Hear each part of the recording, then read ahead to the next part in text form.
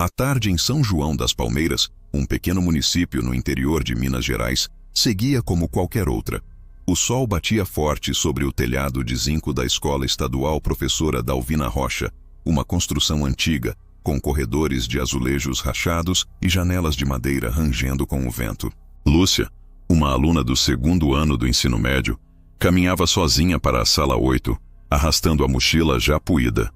De cabelos cacheados e olhar atento, ela sempre foi conhecida por sua sensibilidade e silêncio. Desde pequena, Lúcia via e sentia o que ninguém mais parecia notar. Sussurros em lugares vazios, passos que ninguém dava, sombras que dançavam nos cantos da visão. Naquela quarta-feira, ao entrar na sala de aula às 13h20, Lúcia sentiu de imediato o ar mais gelado que o normal. As luzes fluorescentes piscavam de leve. Alguns colegas já estavam lá. Daniel, o brincalhão da turma, Rafaela, a amiga fiel de Lúcia, Marcelo, que sempre zombava de tudo, e a professora Lídia, uma mulher experiente e amorosa, mas de postura firme. A aula de história mal tinha começado quando uma forte rajada de vento bateu e a porta se fechou com violência. "Marcelo, para de brincadeira!"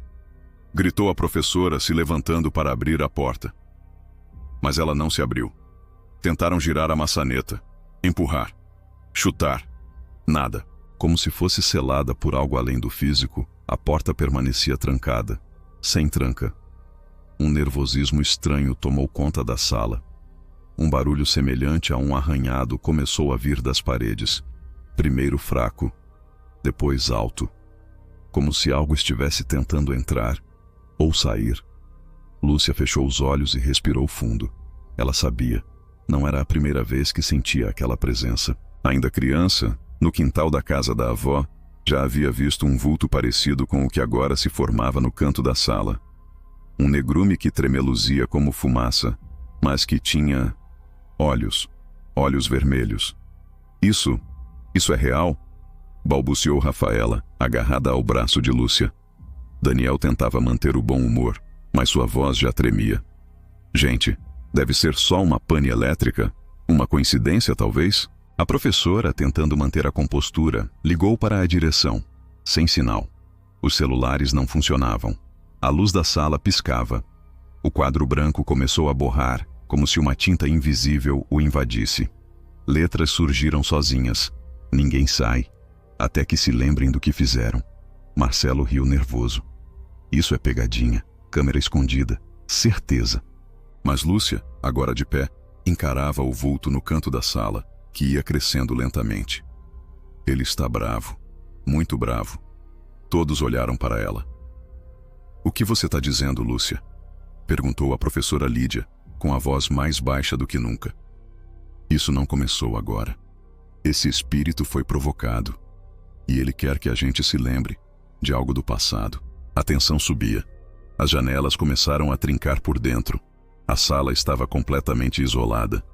Lá fora, ninguém ouvia. Ninguém percebia. A escola inteira parecia ter sido engolida por um manto de silêncio. Na lousa, uma nova frase apareceu: "Paguem a dívida." A professora recuou, como se tivesse reconhecido algo. Uma lembrança rápida cruzou seus olhos, mas ela desviou. Lúcia sentou-se no chão em posição de oração e sussurrou: "Tem uma história mal contada neste lugar. Alguém foi esquecido, e agora ele voltou." O relógio parou no exato momento em que as luzes se apagaram completamente. Quando as luzes apagaram, um silêncio absoluto tomou conta da sala. No breu, só se ouvia a respiração ofegante de cada um. Os celulares continuavam sem sinal, e o ar parecia pesado, como se estivesse carregado de uma energia antiga e amarga. Lúcia, com os olhos ainda acostumando à escuridão, percebeu um brilho tênue vindo do quadro. A mensagem "Paguem a dívida" parecia pulsar, como um aviso. Ela sentiu uma mão invisível que parecia querer tocar sua testa, mas se afastava no último segundo. Um arrepio percorreu sua espinha. "Não estamos sozinhos aqui", sussurrou Rafaela, apertando a mão de Daniel. "Eu sempre ouvi falar dessa escola. Dizem que, há muitos anos, um aluno chamado João morreu misteriosamente numa das salas", comentou Daniel, tentando soar calmo, mas a voz traía o medo.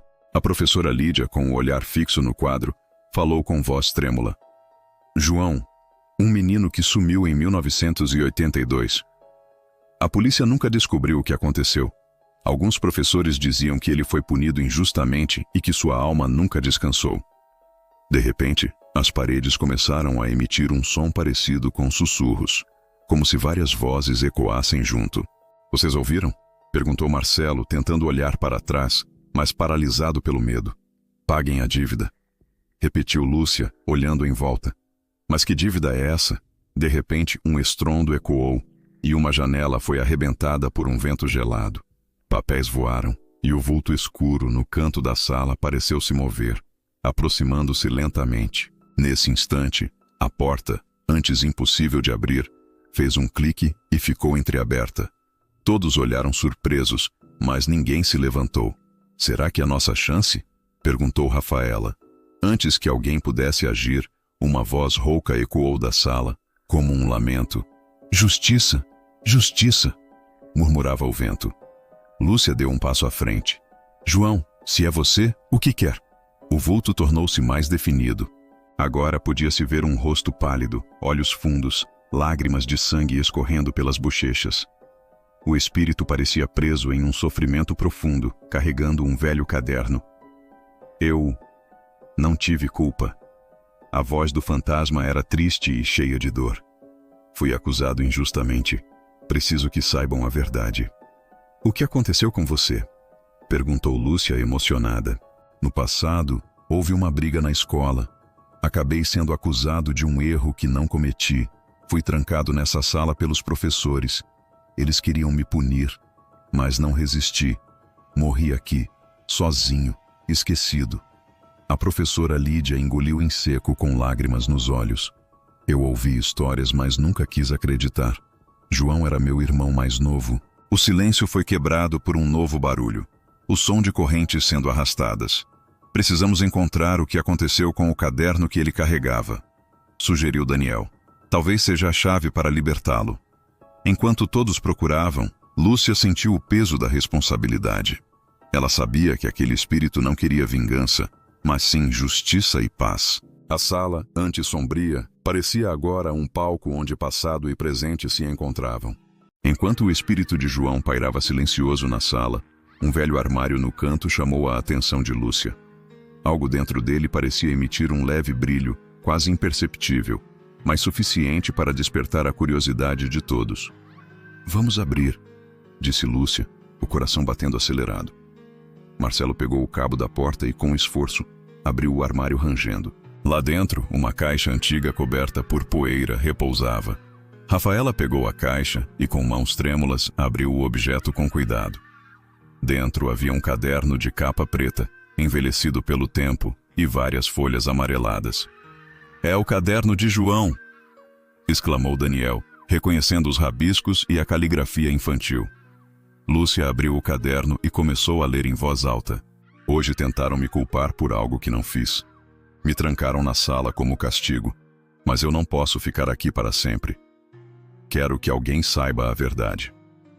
Os olhos de todos estavam fixos nas palavras, enquanto um peso enorme caía sobre o grupo. Isso confirma que ele foi vítima de uma grande injustiça, disse Lídia emocionada. Meu irmão era inocente. Enquanto continuavam a leitura, uma foto caiu do meio das folhas. Uma imagem de João com alguns colegas, sorrindo. Mas uma sombra escura estava no fundo da foto, quase imperceptível. De repente, a porta da sala bateu forte, fazendo todos pularem de susto. Não pode ser só isso, comentou Rafaela inquieta. Tem algo mais que estamos perdendo. Lúcia então percebeu uma anotação no final do caderno, quase apagada pelo tempo. Se não me ajudarem, trarei a escuridão para sempre a esta sala. Nesse momento, as luzes piscaram, e o som de uma risada baixa e cruel ecoou pelas paredes. Não é só o espírito de João que está aqui, sussurrou Marcelo com o rosto pálido. O grupo entendeu que, além de João, havia uma presença muito mais maligna na sala, talvez o verdadeiro culpado pelo sofrimento daquele garoto. O ambiente ficou pesado e gelado, e as janelas começaram a fechar com violência. Precisamos encontrar uma forma de libertar João e expulsar esse mal antes que seja tarde, disse Lídia firme, apesar do medo. Lúcia olhou para seus colegas e sentiu que era a hora de agir, mas ainda não sabia o que enfrentar. O ar na sala estava congelante, como se o tempo tivesse desacelerado, e a escuridão parecia querer engolir cada um deles. Mas, no meio daquele medo, Lúcia sentiu uma determinação que nunca imaginou ter. Não podemos deixar esse mal vencer, afirmou com firmeza, olhando para os colegas. Daniel, ainda segurando o caderno, começou a notar que algumas páginas tinham símbolos estranhos, desenhos que pareciam mapas e sinais antigos. Isso pode ser um ritual para libertar João, disse ele. Lídia, emocionada, lembrou-se de histórias que sua avó contava sobre rituais de proteção usados por seus antepassados no interior do Brasil. Se formos seguir esse caminho, teremos que confiar uns nos outros e enfrentar o que vier, falou ela com voz calma, mas decidida. Os minutos passaram e o grupo começou a juntar o que encontravam. Velas, alguns objetos que poderiam ser usados no ritual, até um terço esquecido no bolso da professora. De repente, uma sombra surgiu no canto da sala, mais densa e ameaçadora que antes. O espírito maligno fazia o ar vibrar, e um vento forte levantou os cabelos de todos. Eu não vou deixar vocês tirarem o que é meu, rugiu a voz sombria. Lúcia deu um passo à frente, sentindo o coração pulsar forte, mas com a coragem de quem sabia que era o momento de agir. João, estamos aqui para te ajudar a descansar em paz. E você, Sombra, não vai conseguir nos parar. O grupo iniciou o ritual, recitando orações e cantos que misturavam fé e antigas tradições. O espírito maligno uivava, tentando quebrar a força que crescia no ambiente. As velas tremeluziam, mas ninguém se moveu. Nesse instante, uma luz branca e suave começou a preencher a sala, envolvendo o espírito de João, que sorriu aliviado. Obrigado, sussurrou ele, com uma voz doce e leve. A sombra maligna recuou, gritando em fúria, mas não conseguiu resistir à luz que purificava o ambiente. Quando o silêncio voltou, a porta finalmente destrancou, e o sol da tarde entrou iluminando cada canto daquela sala que agora parecia renovada. Conseguimos! Exclamou Rafaela, sorrindo com lágrimas nos olhos.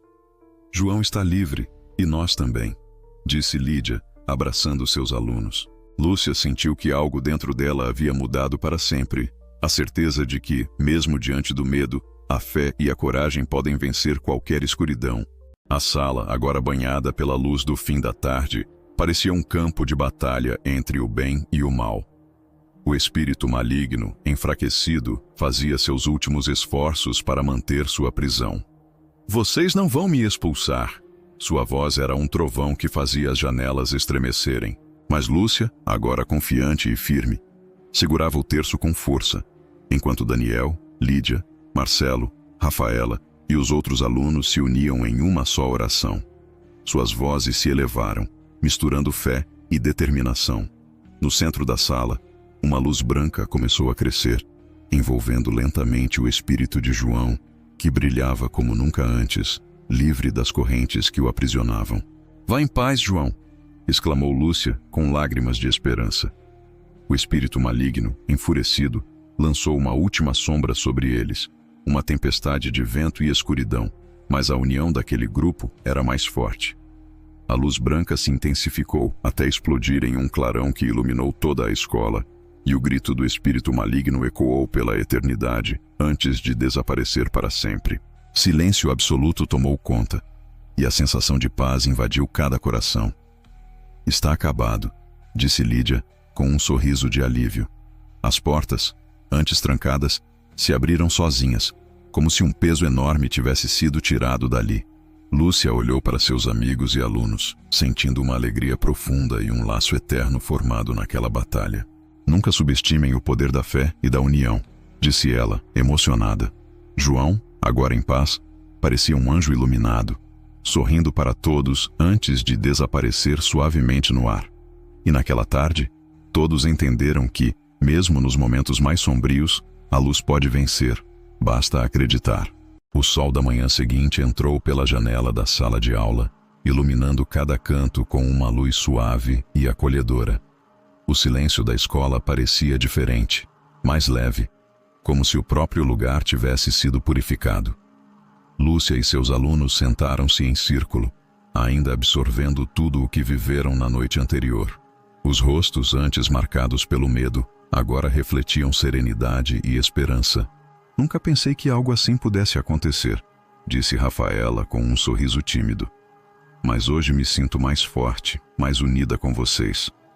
Daniel pegou o caderno de João, agora preservado como um tesouro, e propôs que ele fosse colocado na biblioteca da escola para que todos soubessem da verdade e da coragem daquele garoto. João merece ser lembrado, afirmou com firmeza. Lídia, com os olhos brilhando, falou sobre a importância da fé e do amor como forças que podem nos salvar, mesmo nos momentos mais difíceis. O mal pode até tentar nos derrubar, mas o que nos mantém de pé é o que carregamos no coração, disse ela.